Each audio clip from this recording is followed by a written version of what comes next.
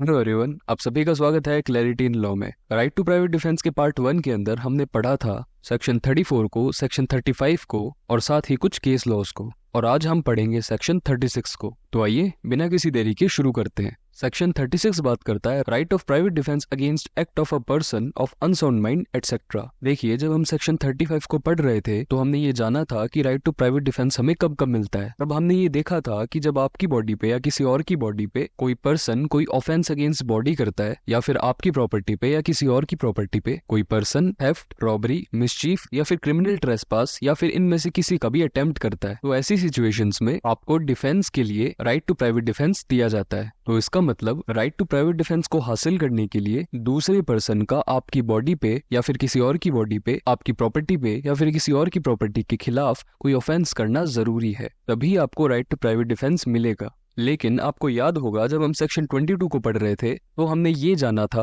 कि अगर कोई पर्सन किसी एक्ट को करते समय मेडिकली इनसेन है, मतलब अनसाउंड माइंड का है, और साथ ही वो ये नहीं समझ पाता कि जो एक्ट वो कर रहा है या फिर करने जा रहा है उसका नेचर कैसा है, या फिर वो एक्ट मोरली रॉन्ग है और कानून के खिलाफ है, जिसे हम लीगल इंसैनिटी भी कहते हैं, तो ऐसी सिचुएशंस में उस पर्सन के द्वारा किया गया कोई भी एक्ट किसी भी तरीके का ऑफेंस नहीं होगा। तो अगर हम सेक्शन 22 को और सेक्शन 35 को साथ में मिला के पढ़ते हैं तो सिर्फ एक बार के लिए तो हमें यही लगता है कि अगर कोई पागल व्यक्ति या फिर कोई भी ऐसा पर्सन जिसे कोई डिफेंस मिल रखा है वो आप पे अटैक करता है, तो आपको उसके अगेंस्ट अपने सेल्फ डिफेंस के लिए राइट टू प्राइवेट डिफेंस नहीं दिया जाएगा। क्यों? क्योंकि सेक्शन 22 कहता है कि अगर कोई पर्सन किसी एक्ट को करते समय मेडिकली इंसेन है और साथ ही साथ लीगली इंसेन है तो उसका किया गया वो एक्ट कोई ऑफेंस नहीं माना जाएगा। और सेक्शन 35 कहता है कि राइट टू प्राइवेट डिफेंस आपको तभी मिलेगा जब बॉडी के खिलाफ या प्रॉपर्टी के खिलाफ सामने वाला पर्सन कोई ऑफेंस करे। तो ऑफेंस तो वो अनसाउंड माइंड का जो पर्सन है वो तो कर ही नहीं रहा, क्योंकि सेक्शन 22 उसके किए गए एक्ट्स को ऑफेंस मानता ही नहीं है। और सेक्शन 35 कहता है कि राइट टू प्राइवेट डिफेंस लेने के लिए सामने वाले पर्सन का कोई ऑफेंस किया जाना चाहिए। तो क्या इसका मतलब ये हुआ कि ऐसा पर्सन जो किसी न किसी जनरल एक्सेप्शंस में फॉल करता है, जैसे कि अनसाउंड माइंड होना, वो अगर आपके ऊपर अटैक करता है तो आपको राइट टू प्राइवेट डिफेंस नहीं मिलेगा? इसी सवाल का आंसर देता है सेक्शन 36। सेक्शन 36 ये कहता है कि भले ही सामने वाला पर्सन अनसाउंड माइंड का ही क्यों ना हो और उसका किया गया एक्ट ऑफेंस की कैटेगरी में ना आए, स्टिल आप अपना डिफेंस करने के लिए right to private defence use कर सकते हो। आइए सेक्शन 36 की बेड लैंग्वेज को पढ़ते हैं।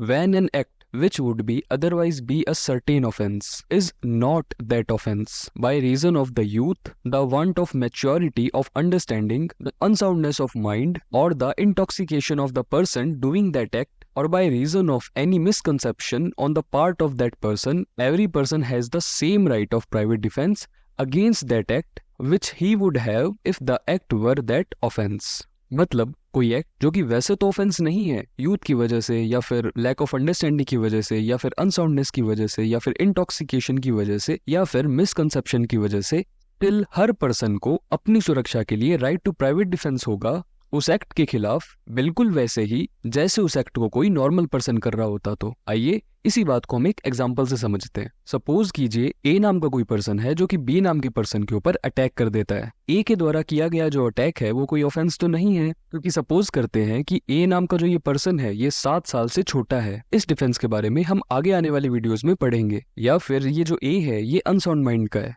जिसके बारे में हमने सेक्शन 22 में पढ़ाई था। या फिर ए किसी मिसकंसेप्शन ऑफ फैक्ट में है, या फिर ए एक इंटॉक्सिकेटेड पर्सन है, इसके बारे में भी हमने सेक्शन 23 में पढ़ाई था। तो कहने का मतलब ये है कि बेसिकली ए किसी ना किसी जनरल एक्सेप्शन में फॉल करता है, जिसके कारण उसका किया गया जो अटैक है वो किसी तरीके का ऑफेंस नहीं है। स्टिल सेक्शन 36 हमें ये बताता है कि भले ही ए के द्वारा किया गया अटैक कोई ऑफेंस नहीं है, स्टिल बी के पास ये राइट रहेगा कि वो प्राइवेट डिफेंस कर सकता है ए को रीजनेबल हार्म कॉज करते हुए। आइए अब हम सेक्शन 37 को पढ़ते हैं। देखिए, जब हम सेक्शन 35 को पढ़ रहे थे तब हमने ये जाना था कि राइट टू प्राइवेट डिफेंस हमें कब कब मिलता है, लेकिन सेक्शन 37 हमें ये बताता है कि राइट टू प्राइवेट डिफेंस आपको कब कब नहीं मिलता है। सब सेक्शन 1 हमें बताता है there is no right to private defence against an act which does not reasonably cause the apprehension of death और of grievous hurt if done or attempted to be done by a public servant acting in good faith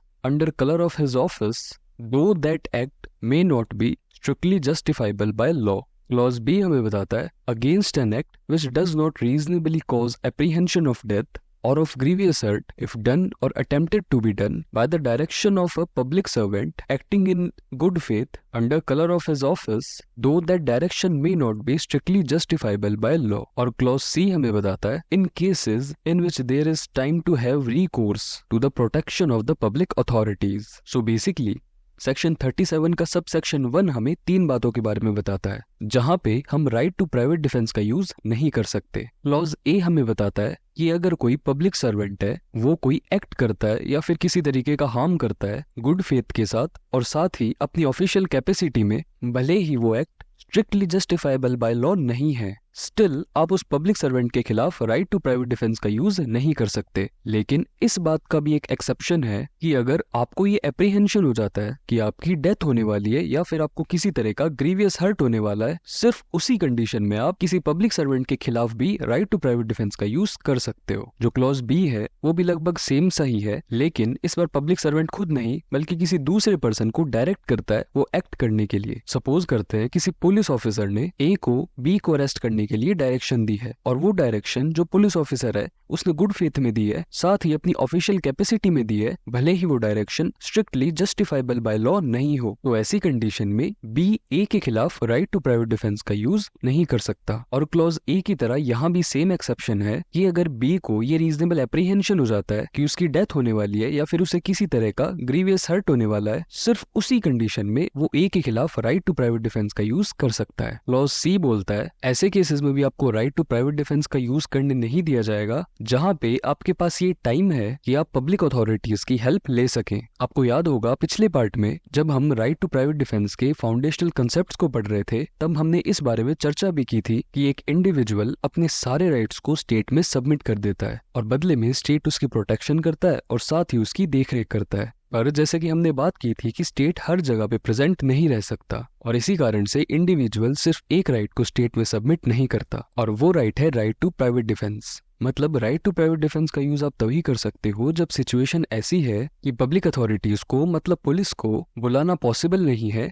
या फिर जब तक हम उन्हें बुलाएंगे तब तक काफी कुछ बुरा हो चुका होगा। इसीलिए सेक्शन 35 के सब सेक्शन 1 के क्लॉज सी में ये बात बोली जाती है कि अगर आपको पब्लिक अथॉरिटीज की हेल्प इजीली अवेलेबल हो सकती है तो फिर आप राइट टू प्राइवेट डिफेंस का यूज क्यों कर रहे हो। बेसिकली अगर आपके पास सफिशिएंट टाइम है कि आप पब्लिक अथॉरिटीज की हेल्प को ले सको और वो हेल्प भी इफेक्टिव होनी चाहिए, तो ऐसी कंडीशन में आप राइट टू प्राइवेट डिफेंस का यूज नहीं कर सकते। अब बारी आती है सेक्शन 37 के सबसेक्शन 2 की। सबसेक्शन 2 कहता है the right of private defence in no case extend to the inflicting of more harm than it is necessary to inflict for the purpose of defence. Basically इसका मतलब ये हुआ कि राइट टू प्राइवेट डिफेंस का use करते समय जितना harm आपके डिफेंस के लिए नेसेसरी है उससे ज्यादा हार्म को एक्सटेंड नहीं कर सकते। इसी चीज के बारे में हमने पार्ट 1 में भी बात की थी कि प्राइवेट डिफेंस एक प्रिवेंटिव राइट है और इसी कारण से आप उसका यूज करते टाइम सिर्फ नेसेसरी हार्म को ही कॉज कर सकते हैं, क्योंकि प्राइवेट डिफेंस एक शील्ड की तरह काम करता है ना कि एक स्वॉर्ड की तरह। लेकिन पिछले पार्ट में हमने ये भी बात की थी